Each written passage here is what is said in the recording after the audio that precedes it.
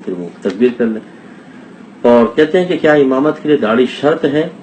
اگر امام صاحب جماعت کے وقت مسجد میں موجود نہیں اور وہاں کچھ مقتدی موجود ہیں جن میں سے کسی کی بھی داڑھی نہیں تو امامت کون کروا سکتا ہے؟ لیکن داڑھی شرط تو نہیں ہے، لیکن یہ مطلب داڑھی تو ویسی واجب ہے،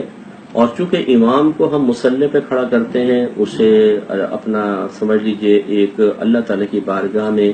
پیغام دینے کے سلسلے میں اپنا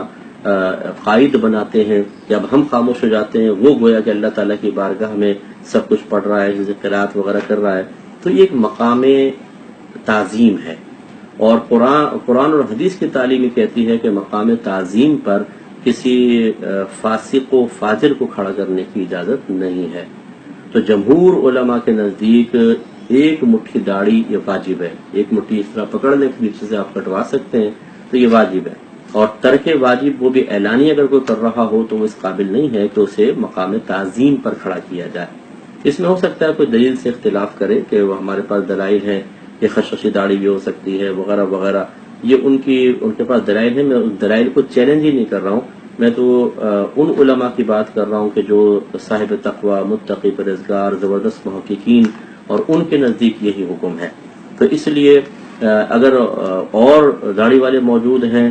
اور امام ایسا ہے تو پھر اس کو ہٹا کے داڑھی والوں کو امام بنانا چاہیے۔ لیکن جیسے آپ نے کنڈیشن بیان فرمائی، اور اس طرح اکثر آفیسز میں بھی ہوتا ہے کہ نماز کا ٹائم ہو گیا، وہ جائے نماز کے سارے پہنچ گئے، کوئی داڑھی والا ہے ہی نہیں، تو اس صورت میں پھر کوئی بھی امامت کر سکتا ہے، اس صورت میں کر سکتا ہے، اور لیکن وہ ضروری ہے کہ امامت وہی کرے جس کو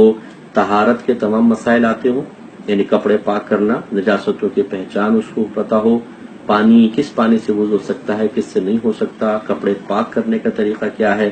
وضو کے تمام مسائل آتے ہوں، تیمم کے مسائل آتے ہوں، یہ بھی چلے تیمم کے نہیں بھی آتے تو وضو کے کم از کم ہوں، تیمم کے بھی ہوں تو زیادہ بہتر ہے۔ اس کے علاوہ غسل کے تمام مسائل اس کو معلوم ہونے چاہیے۔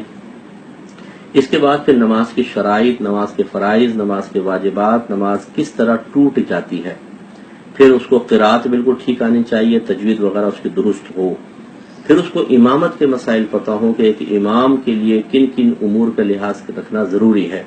کہاں کہاں وہ لقمہ لے سکتا ہے، کہاں نہیں لے سکتا وغیرہ، یعنی جس نماز جس سے جن چیزوں سے ٹوٹ جاتی ہے، یہ تمام معلومات ہوں، پھر وہ مصلی پہ کھڑا ہونے کا اہل ہے۔ اور اگر ایسا کوئی بھی نہیں ہے تو سب علیحدہ علیحدہ نماز پڑھیں، یہی صحیح ہے۔ اب یہ نہیں ہے کہ چلو جو ہم جماعت سے پڑھ دیتے ہیں اور امام صاحب کو آتا جاتا کچھ بھی نہیں ہے، وہ امام بننے کے قابل ہی نہیں ہے، تو اس لیے ان چیزوں کا بھی ضرور خیال رکھیں۔ یہ ملک جان صاحب ہیں، یہ کہتے ہیں کہ اگر ہمیں پتہ نہیں ہے کہ امام کا عقیدہ کیسا ہے، اور لیکن وہاں زیادہ تر امام بد عقیدہ ہی رہتے ہیں، تو کیا ایسے امام کے پیچھے نماز ادا کر سکتے ہیں؟ دیکھیں اگر واقعی آپ یہ سمجھتے ہیں کہ بد عقیدہ لوگ ہیں تو پھر بد عقیدے کے پیچھے نماز بالکل نہیں ہوتی، اس صورت میں آپ اپنا علیحدہ نماز پڑھیں گے۔